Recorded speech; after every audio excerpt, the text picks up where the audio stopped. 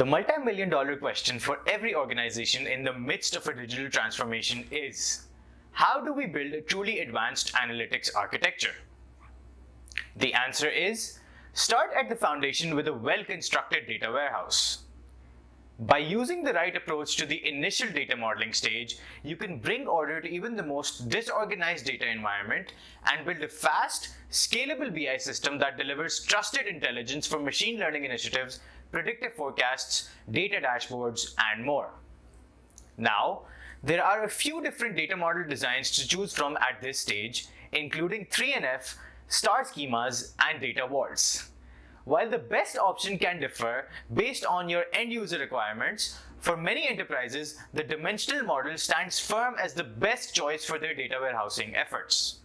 Hi, my name is Farhan Ahmed Khan and I am a technical content specialist here at Astera Software. In this 7-part series, I'll be taking you through this essential toolkit for data warehousing from data modeling all the way to consuming your data in BI tools. In this video, I'll be talking about how you can build a modern architecture with a best practices approach to dimensional modeling. I know what you're thinking. Why dimensional models? Well, in many ways, this is a schema that's purpose-built for the data warehouse. So, the normalized 3NF model minimizes data redundancy by grouping attributes into separate tables that are then joined together to create a final schema. This design is perfect for quickly recording inserts, updates, and deletes. But with so many tables, any query run in the data warehouse would involve several complex joins to produce necessary data for analysis. Meanwhile, the dimensional model organizes source system tables into a central fact table which represents measures or metrics for a business process, surrounded by dimension tables. Descriptive attributes that are used to define these measures. In this schema, data may be duplicated multiple times, but because of its streamlined structure, it provides far faster query performance. Also, the dimensional model is built around end user requirements, so it's far easier to understand and can be extended quickly to suit the ever-growing analytics needs of the organization. Dimensional models also support slowly changing data and date or time-specific dimensions, both of which facilitate historical analysis. Now, typically you will want to build individual dimensional models for different areas of operation across your enterprise. Each of these processes will have a defined grain. This is the level of detail at which data is stored in fact tables and related dimensions. You should maintain a consistent grain across each of these schemas to ensure the best performance and usability during the consumption phase. Otherwise, you might end up with miscalculated reports and analysis. Let's say you're building a dimensional model for your sales process. You have two different sources in which data is recorded, one tracking domestic invoices on a per transaction basis and the other tracking orders generated globally per month. One table is better suited to slicing and dicing of data, while the latter essentially provides a summary view of the sales process, which will only be useful for high-level reporting and analysis. Of course, if you're looking to build multiple data models consistently and accurately, then you need a system that allows you to engineer schemas based on the entity relationships defined at the source system. Facts and dimension tables should also be assigned correctly at the appropriate level of detail.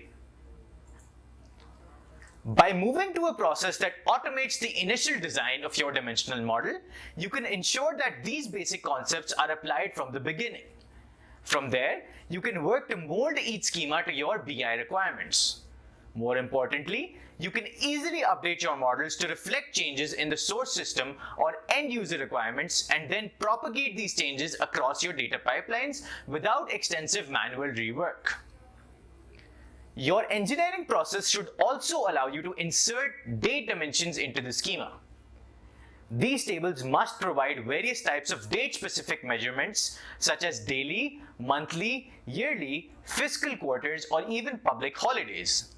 Ultimately, this will help end users filter and group their data more efficiently during the consumption phase. Business processes are in a constant state of change. Employees join organizations, get promoted, and eventually retire. customers move to a new address or change their contact details. In some cases, entire departments are restructured. You must ensure that your dimensional model reflects this dynamic environment. These source system changes can be handled through slowly changing dimensions. Now, there are multiple types of SCD available based on your requirements. Techniques range from SCD type 1 for overwriting past values to SCD type 3, which updates the current record while showing previous attribute values in a new field. These techniques are supported by additional fields for things like effective or expiry dates and current record designators to further aid historical analysis. Now, at the data warehouse loading stage, accounting for SCDs can be a little more complex. We're talking about implementing processes to automatically check for changes in the source system records. Then, identifying whether records should be overwritten or updated. In the latter case, several new surrogate keys may need to be generated, not to mention multiple new fields. You will also have to create data mapping for all of these activities. If you're using an automated dimensional modeling approach, you can simply assign the relevant SCD types to attributes at the logical level. Then, these details will be propagated to an ETL engine that can automatically handle subsequent inserts or updates, joins, and data mapping considerations without any manual effort. Fact table loading is another area that introduces a lot of additional manual effort during data pipeline development. Each time the fact table is populated, dimension lookups cross-reference every business key against the relevant dimension table and convert it into a surrogate key. If the dimension table is particularly large or several changes have been made to the source records, then the process becomes even more complex.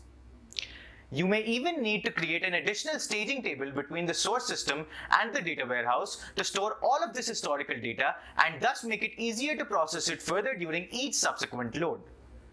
You could also have to perform advanced hierarchical data mappings from source systems to ensure data at the correct grain is being loaded into the fact table. With the automated dimensional modeling approach, you can configure fact attributes at the design stage. Then use these entities in the data pipeline to perform joins and lookups required for data warehouse population automatically by the underlying ETL or ELT engine. Finally, you'll need to have processes in place to deal with early arriving facts. Say an employee ID was generated for a recruit before your organization had any information on who they are or even a specific joining date for the candidate. If you've built a dimensional model to reflect your HR processes, this scenario will result in a fact table record without any related dimensional attributes. There are a few ways to deal with this eventuality. You could set up a placeholder dimension containing default values. Then, once the employee's details are recorded in their entirety, the attributes can be updated in the relevant table. In other cases, you may not want to process the record at all, in which case you would want the entry to be flagged or omitted altogether during the data warehouse population. Regardless of how you deal with these situations, your dimensional model must allow for dynamic configurations that reflect the nature of your business. Astera DW Builder's comprehensive data modeling component allows you to engineer dimensional models based on best practices from a transactional system in minutes. Whether you're looking to quickly set up a best fit schema from a source system with automatically assigned facts and dimensions, or you want to start from scratch using our extensive toolbox, we have you covered. We also give users the ability to configure entities at the logical level with necessary attributes, including SCD types, surrogate keys, business keys, and other identifying metadata.